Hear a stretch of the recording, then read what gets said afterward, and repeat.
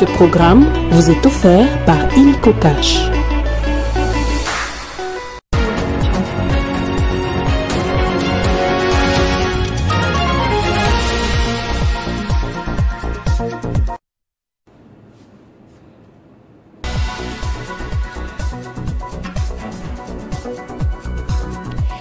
Les FARDC se mobilisent pour récupérer toutes les contrées occupées par le M23.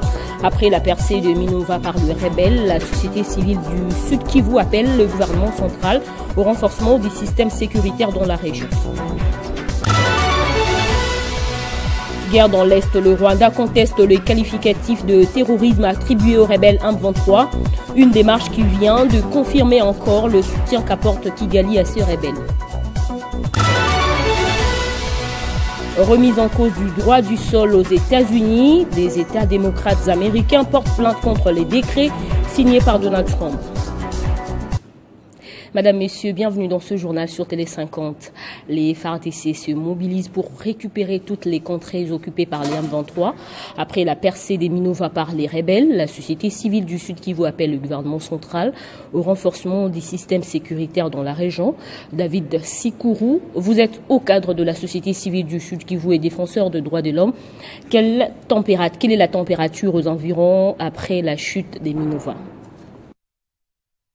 La situation dans la ville de Bukavu est calme parce que la population a vaqué à ses occupations comme d'habitude, c'est-à-dire toutes les activités fonctionnent normalement sans aucun problème. Les écoles, les commerces et d'autres activités fonctionnent normalement parce que tout le monde en tout cas vaquer à ses propres occupations comme d'habitude. Quel est le message de la société civile du Sud Kivu en ce temps? Les revendications de la population de Bukavu, c'est de demander au gouvernement de pouvoir encadrer nos militaires, surtout les militaires que nous constatons qu'ils sont en train de créer la psychose au sein de la population, surtout ceux-là qui ont commencé à tirer des balles en désordre, en blessant même certains compatriotes, tout simplement parce qu'ils avaient des revendications auprès de leur hiérarchie. Et on a demandé que le président de la République lui-même puisse s'impliquer dans ce dossier pour trouver la solution à cette situation que nos militaires sont en train de parcourir ici dans la province du Sud Kivu et à l'est de la démocratie de notre pays. Et voilà que ici à Bukavu, et comme dans plusieurs coins vers le nord, quand nous allons à Kabare, Kavumu, Katana et Nyabibwe, aujourd'hui la situation est relativement calme et les autorités se sont impliquées pour régler la question de l'indiscipline au sein de l'armée. Nous avons demandé qu'on puisse équiper les forces armées de la République démocratique du Congo avec des armes pour buter hors d'état de nuire les ennemis de la RDC.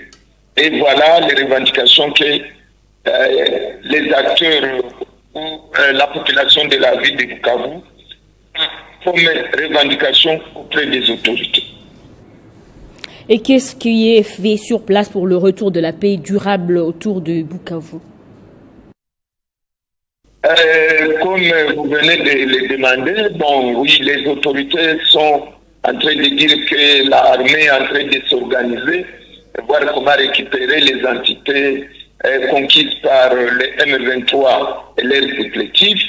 Et comme de normal, parce que la majorité des militaires se trouvent au front, nous sommes en train de voir les militaires engagés dans les combats, surtout vers l'aéroport de Kavumu, à Katana, mais aussi Nyabibwe, qui est à quelques mètres de Minova, une cité qui se trouve sous le contrôle du M23.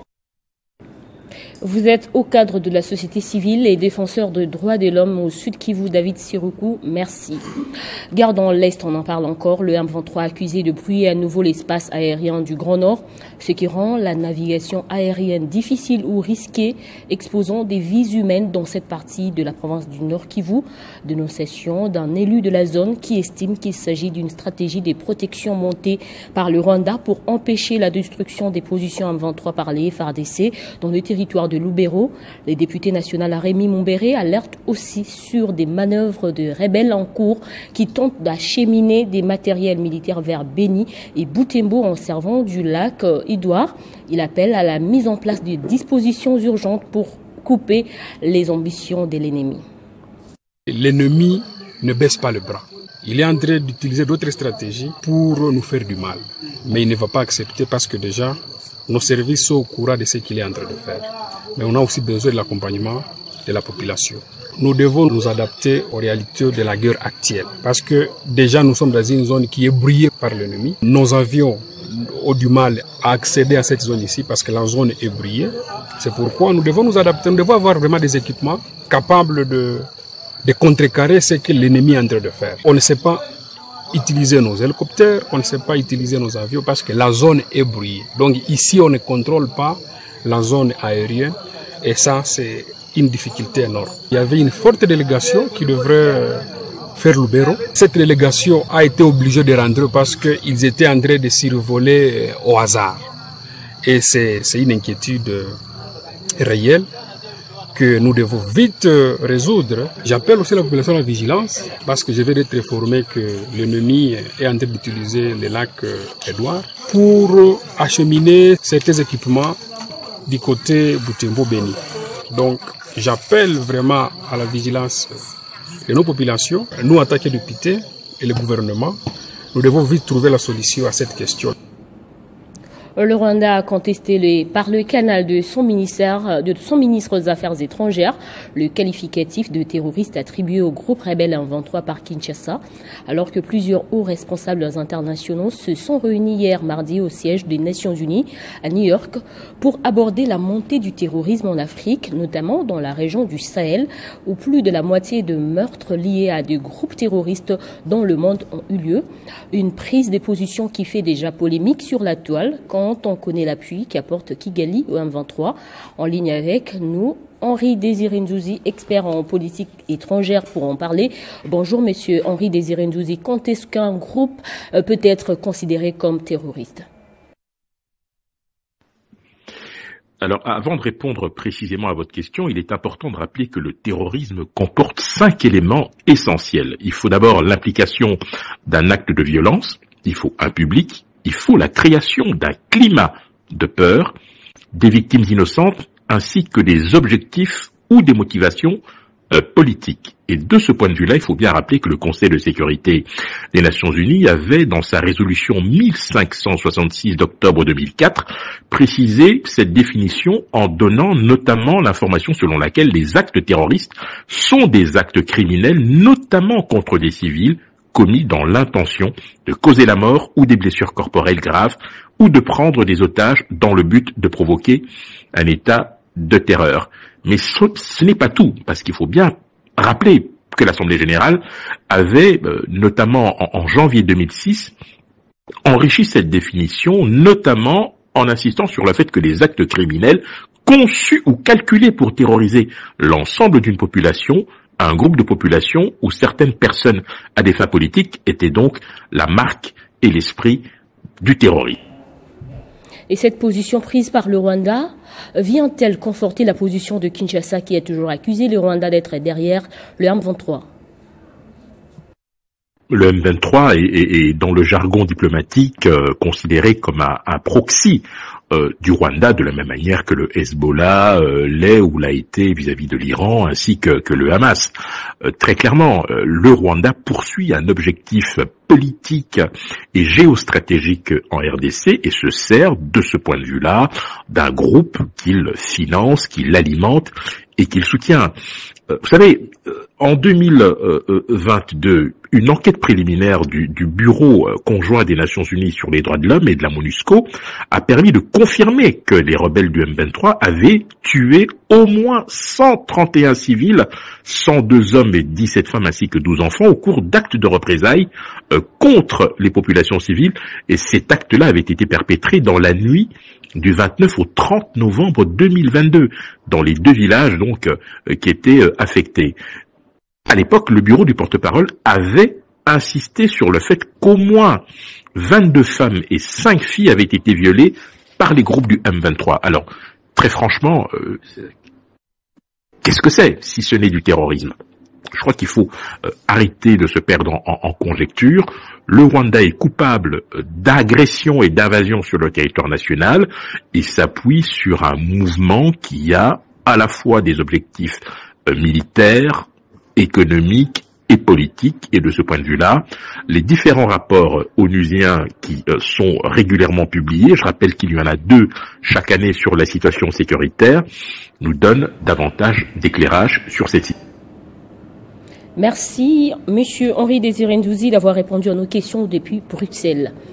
Forum économique mondial de Davos, le président Félix Tshisekedi va dévoiler ce mercredi un projet structurant de lutte contre le changement climatique et de préservation de la biodiversité en République démocratique du Congo lors de son intervention à cette rencontre. Selon Klaus Schwab, fondateur du forum, la transition vers l'ère de l'intelligence artificielle offre des opportunités pour répondre aux crises actuelles, notamment en matière de climat, de santé et de stabilité économique. Les participants, dont Ursula von der Leyen, Cyril Ramaphosa et Volodymyr Zelensky, ont souligné hier l'urgence d'une coopération mondiale accrue face aux défis complexes du XXIe siècle. À Kinshasa, la première ministre Judith Suminwa a présidé une réunion où toutes les parties prenantes se sont réunies pour discuter du SMIG, salaire minimum interprofessionnel garanti. Cette rencontre a été l'occasion de clarifier les malentendus entourant l'actualisation du SMIG en mettant en lumière l'importance du respect des procédures légales. Le ministre de l'Emploi et du Travail, Ephraim Akwakwa, avait signé en décembre 2024 un arrêté portant ajustement du SMIG, mais celui-ci avait été jugé non conforme aux procédures établies. En début janvier 2025, la première ministre a demandé au ministre de rapporter cet arrêté et de suivre la voie légale impliquant notamment les conseils nationaux du travail, CNT, pour son avis consultatif légal. Au cours de cette rencontre, les travailleurs ont finalement compris que l'exigence de la première ministre n'était pas une opposition à l'actualisation du taux journalier du SMIG, mais un impératif pour protéger leurs intérêts. Le gouvernement souminois, qui place les questions d'emploi et de pouvoir d'achat en tête de ses priorités, s'engage à revaloriser les salaires minimum interprofessionnels garantis SMIG, actuellement fixés à 7 075 francs congolais, qui devrait passer à 14 500 francs congolais, soit le double, alors qu'il n'a pas été ajusté depuis 6 ans. Nous nous sommes convenus que le taux de 14 500 francs congolais est accepté par toutes les parties. Le vice-premier ministre de l'économie nationale, Daniel Mukoko Samba, a souligné la nécessité de respecter la procédure. Madame la chef du gouvernement insiste sur le respect de la procédure, parce que le respect de la procédure garantit la qualité de la mesure et du texte qui porte la mesure. Robert Mulumba, président de la FEC, a également exprimé son soutien à la démarche initiée par la chef du gouvernement. Et nous nous sommes entendus, les employeurs et nous, tous sont d'accord que les 14 500 sont des acquis que personne ne remet en cause. Il faudra maintenant seulement, pour besoin des procédures. C'est donc avec un sentiment d'espoir renouvelé que les travailleurs congolais attendent désormais les décisions à venir grâce à la détermination de la première ministre Judith Suminwa Tuluka. Et que des partis politiques Ensemble pour la République de Moïse Katumbi condamnent avec la dernière énergie et dénoncent ce qu'ils qualifient d'enlèvement de John Mbangou, un cadre de ce parti politique de l'opposition. Ce dernier participait à une émission sur la radio-télévision HK6 à Lubumbashi dans le Haut-Katanga lorsque les éléments de sécurité ont surgi brusquement et ont procédé à son enlèvement. Nous dénonçons et condamnons avec la dernière énergie cette nouvelle expression de mépris. Et nous exigeons sa libération aussi immédiate qu'inconditionnelle, en même temps que nous rappelons à ceux qui commettent ce genre d'abus de cesser cette barbarie, car ils déshonorent les autorités qu'ils croient servir dans nos institutions et avilissent notre démocratie. Ce que nous voulons souligner aujourd'hui est que nous appelons l'attention de l'opinion tant nationale qu'internationale sur l'aggravation de l'intolérance politique orchestrée par le régime de M. Félix Tshisekedi, qui, par son mépris des droits et libertés des citoyens, devient lui-même le fossoyeur de la paix et d'y vivre ensemble en République démocratique du Congo. Alors, à tous nos compatriotes congolais, nous disons qu'il est plus que temps d'assumer notre obligation individuelle et collective, de nous opposer fermement à l'injustice, à l'oppression et aux dérives dictatoriales qui menacent la cohésion nationale ainsi que la mauvaise gestion de la chose publique par ces régimes qui met en danger notre destin commun. 21 janvier 2018, 21 janvier 2025, cela fait 7 ans depuis que Thérèse Kapangala a été tuée pendant une manifestation contre le changement de la Constitution. Dans un discours prononcé hier lors de la messe d'action de grâce à la paroisse Saint-François de Sales à Kinshasa, Ado Ndombassi a, au nom du sursaut national, plateforme de forces politiques et sociales de lutte contre la violation constitutionnelle, rendu hommage au combat de Thérèse Kapangala. Il y a 7 ans exactement, l'opposition congolaise militait pour le non-changement de la Constitution. Une marche à laquelle une jeune dame consacrée du nom de Thérèse Kapangala a perdu la vie. Ainsi sur la mémoire de nos martyrs, comme Thérèse. Mais pour nous, au sursaut national, le meilleur hommage que nous pouvons rendre à la sœur Thérèse et aux autres, c'est avant tout de nous engager, de nous rassembler et de poursuivre avec fermeté le combat contre le changement de la Constitution. Kababa, Rochelle Kennedy, Hussein Ndada, Kouloula et tant d'autres ne sont pas morts pour rien. Leur sacrifice est un appel permanent à la vigilance et l'engagement pour des valeurs qu'ils ont défendues et qui font d'eux des martyrs de la démocratie, de la liberté et de la lutte pour les valeurs constitutionnelles dans notre pays. Notre prière demeure que le sang de la sœur Thérèse Kapangala devienne un ferment du sursaut national pour sauver le Congo de notre pays.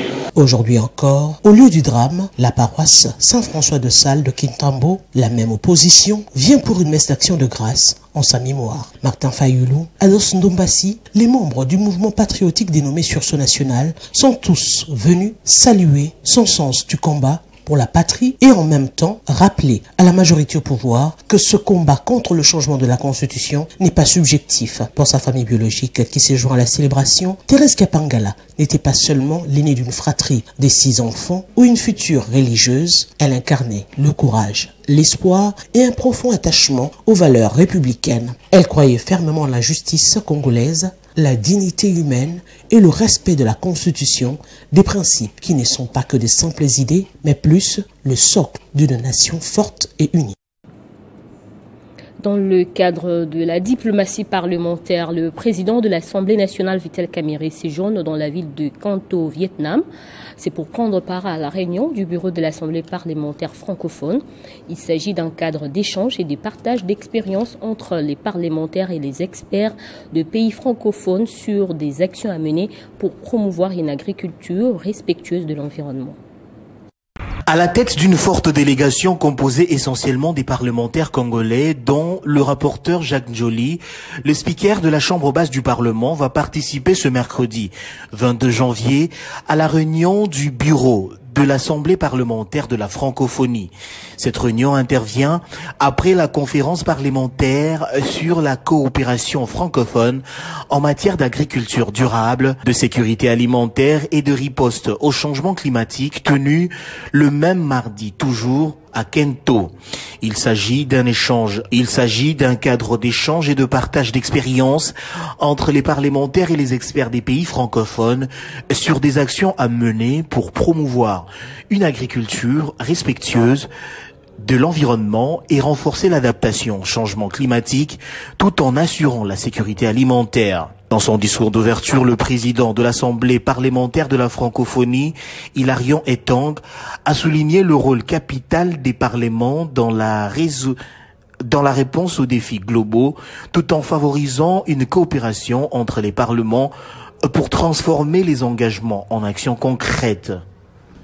Hilarion Etang a aussi relevé le corpus législatif de l'Assemblée parlementaire de la francophonie sur les changements climatiques, fournit un cadre solide pour des actions concertées au sein de l'espace francophone afin d'appuyer les parlements francophones dans leurs travaux législatifs en vue de la mise en œuvre de l'accord de Paris sur les climats.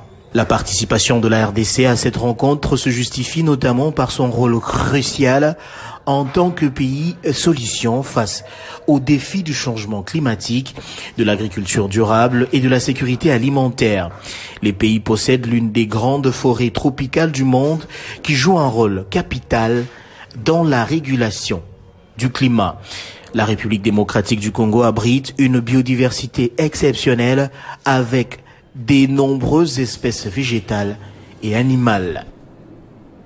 Après les manifestations et les déclarations au Conseil national de la jeunesse, les dénouements de la crise de leadership se profilent déjà à l'horizon. La ministre de la Jeunesse, Noéla Aegana-Gato, avait porté les problèmes à bras-le-corps. Il avait soumis au gouvernement lors de la dernière réunion de Conseil de ministres. Les leaders de jeunes qui n'attendent qu'une assemblée générale soit convoquée ont salué cette prise de position du membre du gouvernement.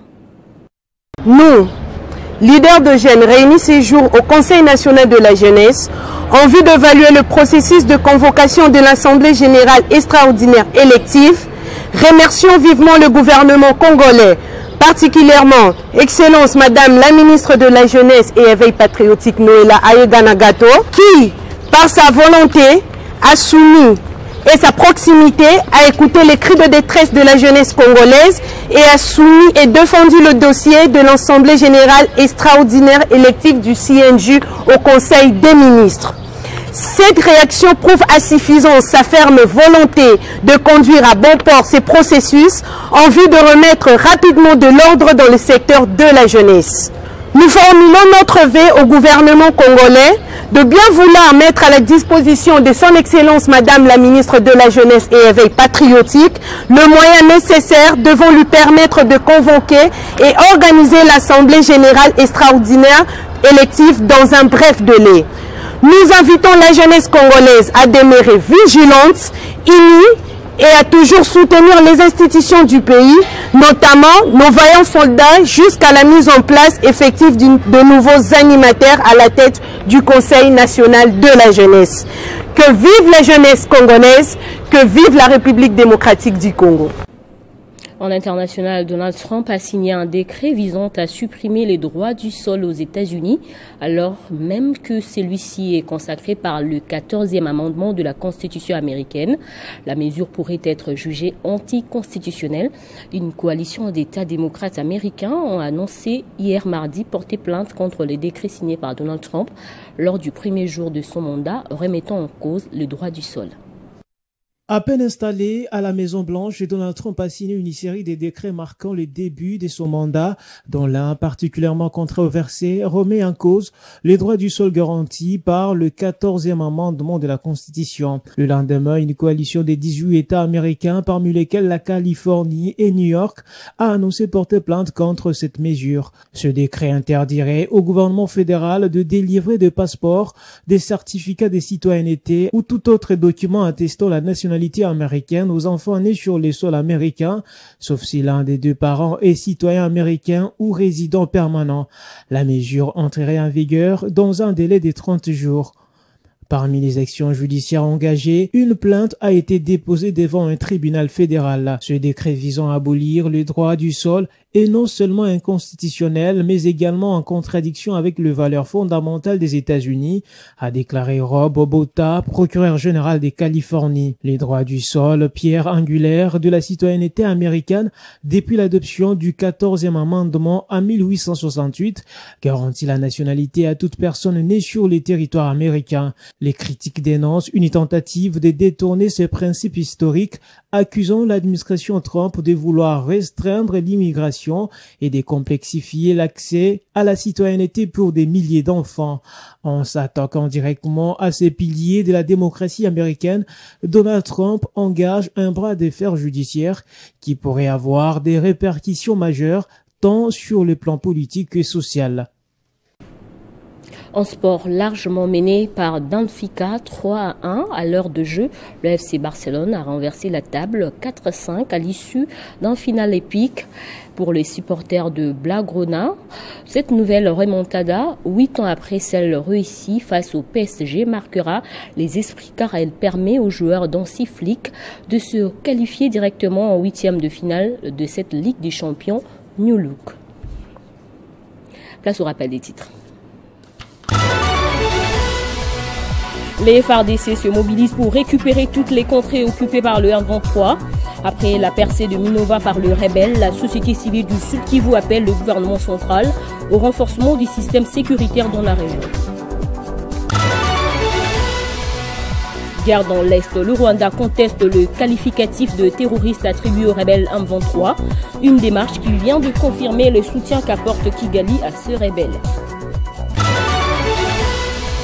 Remise en cause du droit du sol aux États-Unis, les États démocrates américains portent plainte contre les décrets signés par Donald Trump. Dans un instant, c'est la revue de presse.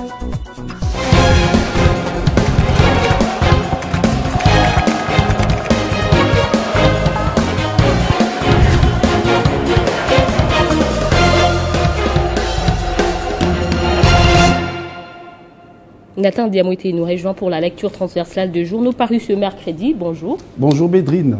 On ouvre votre revue de presse avec ce sujet. 20 janvier 2024, 20 janvier 2025, un an déjà du second mandat de Félix Tshisekedi. Exactement, Bédrine. Les journaux parus ce mercredi ont accordé une place de choix au président de la République, Félix Tshisekedi, qui a totalisé un an depuis son investiture. C'était hier et c'est d'ailleurs pour son dernier mandat, selon la constitution du pays. On ouvre le bal avec le journal Le Phare qui s'est saisi de cette occasion, qui semble d'ailleurs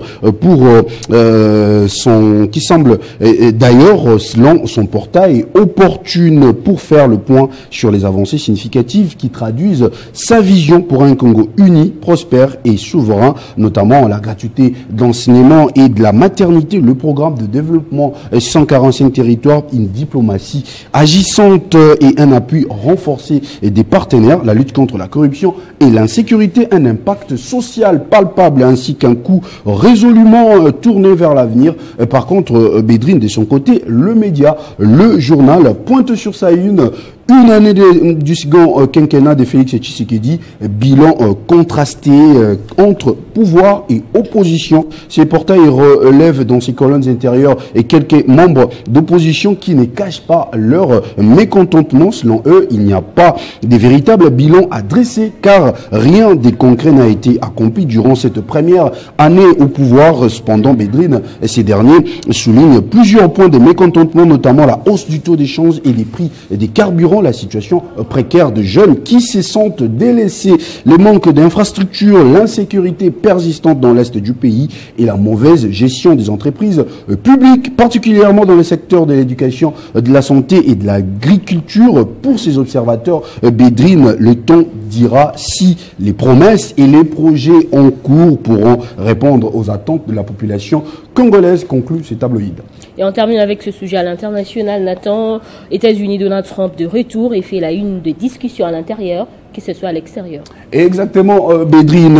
Les retours de Donald Trump à la Maison-Blanche semblent déjà bouger les lignes. C'est ce que pensent plusieurs journaux parus aujourd'hui à Kinshasa. Nous commençons tout d'abord avec le potentiel qu'il met sur sa une. À peine intronisé, Trump bouscule l'ordre mondial avec ses premiers décrets. C'est pourtant, il rapporte qu'à peine il a prêté serment, Donald Trump a signé une série de décrets révolutionnaires qui risquent de bouleverser la politique nationale et internationale des États-Unis. Dans cette série de décrets, on épingle, Bédrine, entre autres, le décret pour renvoyer plusieurs millions d'étrangers sans papier du territoire américain, la suspension du droit du sol pour tous les enfants nés sur les territoires américains de parents étrangers, les retraits des États-Unis de l'Organisation mondiale de la santé, les décrets des États-Unis des accords, plutôt les retraits des États-Unis des accords de Paris sur les climats, la restauration de la liberté d'expression et la prévention de toute censure gouvernementale à son encontre. D'un journal à un autre, Bédrine, Congo Nouveau, de son côté, intitule sur sa une « Après son investiture, Donald Trump s'attaque aux homosexuels ». Ce journal rappelle justement, lors de sa campagne, vous vous souvenez, et Bédrine certainement, le 47e président avait promis dimanche 22 décembre 2024 que la politique officielle des États-Unis ne considérera que deux genres, hommes et femmes. Donald Trump fait reculer les protections accordées aux personnes transgenres et met fin au programme de diversité, d'équité et d'inclusion au sein du gouvernement fédéral. Merci Nathan pour cette sélection. C'est moi que je vous remercie, Bédrine. C'est la fin de ce journal. Merci à tous de l'avoir suivi.